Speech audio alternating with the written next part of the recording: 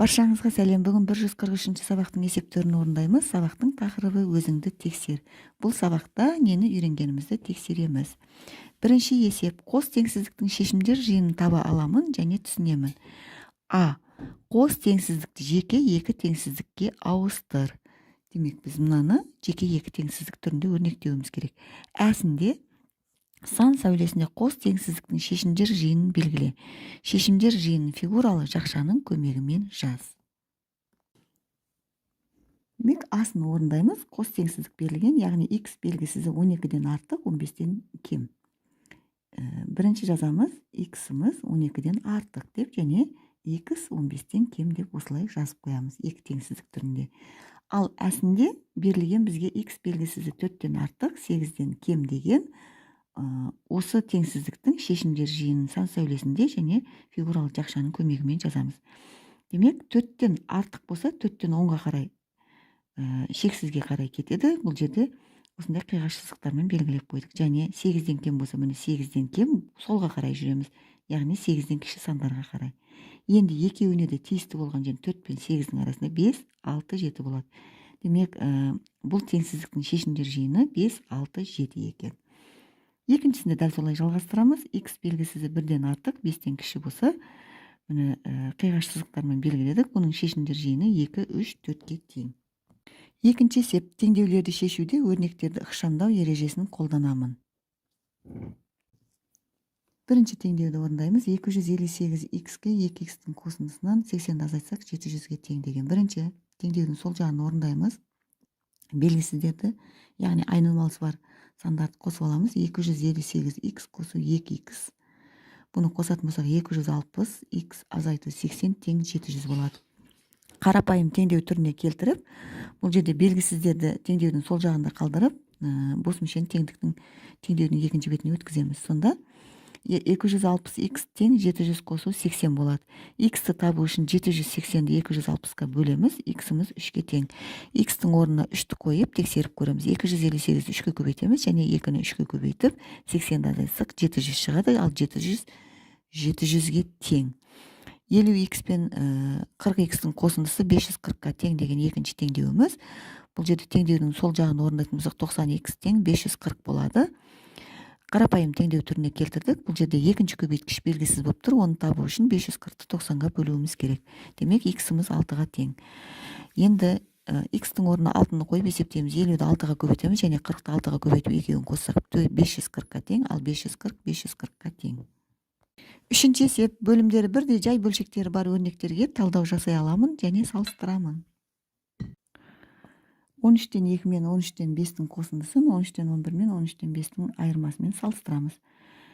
Бірінші, бөлімдері бірдей бөлшектерді қосып аламыз. Ол кезде бөлімдері өзі жазылады, алымын қосып шығамыз. 13-тен 7 болады бұның қосындысы. Алымнан азайтсақ 13-тен 6.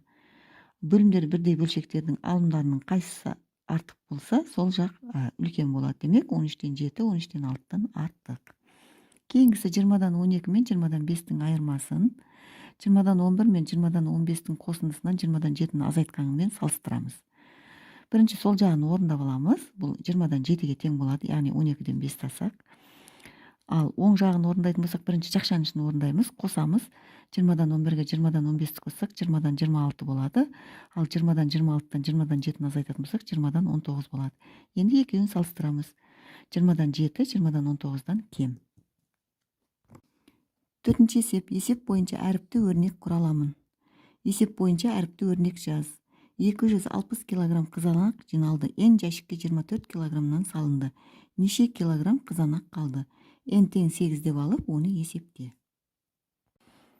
Берілген жазып аламыз. Жиналды 260 килограмм, салынды N жәшікке 24 килограммнан деп, қанша килограмм қызанақ қалды деген сұрақ қойып, есептің шешуін орындаймыз және N 8-ге тең деп жазып қойдым. Бірінші өрнек құрастырамыз. Ол үшін 260-тан n көбейту 24-ті азайтамыз. Осы жердегі n-нің орнына 8-ді қоямыз. Есептейміз. 8-ді 24-ке көбейтсек 192. Енді 260-тан 192-ні азайтсақ 68 болады. Демек, жауабы 68 килограмм қызанақ қалды. Бесінші есеп: өрнектегі амалдардың орындалу ретінің дұрыстығын тексеремін. Әлия өрнектегі амалдардың орындалу ретін дұрыс қойды ма? тексер, қатесін түзетіп, өрнектің мәнін есепте. Демек, бірінші өрнекті қараймыз. Бірінші әрдайым амалдар өрнек берілгенде бірінші жақшаның іші орындалады. Бұл жерде жақшаның ішін екінші орындалады. Демек, ол қате. Бірінші осы орындалады. Одан кейін мына көбейту орындалады. Үшінші мына бірдің орны. Демек, бұл жерде орындалу ретін қате жазған. Екіншісін көрейік. Екіншісінде дұрыс жазған. Бірінші мына жақшаның іші орындалады. Екінші мына көбейту орындалады. Үшінші бөлу амалы орындалады. Орындалу тәртібін үстіне дұрыстап дәптерге жазып, амалдарды орындадық. Бірінші жақшаның ішіндегі азайтуды орындаймыз. Жазбаша түрде баған түрінде орындадық. Бұл 39-ға тең. Енді 221-ді 384-ке көбейтеміз. Бұның көбейтіндінің мәні 84864-ке тең. Бұны енді біз 39-ға бөлеміз. Бұл 2176-ға тең болады. Демек, өрнектің мәні 2176-ға тең.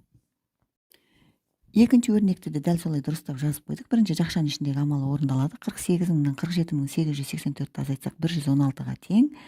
Одан кейін мына көбейту амалын орындаймыз. 1508-ді 214-ке көбейтсек 322.712-ке тең. Енді осыны 116-ға бөлеміз, яғни жақшаның ішіндегі айырманың мәніне. Сонда 2782 шығады. Өрнектің мәні 2782-ке тең. Бұл жерде жазбаша бөлу, азайту, көбейту жолдарын бәрін толық жазып қойдым. Өз беттеріңізше орындап тексеріп көрсеңіздер болады. Осымен бүгінгі 143-ші сабақтың есептері толық орындалды.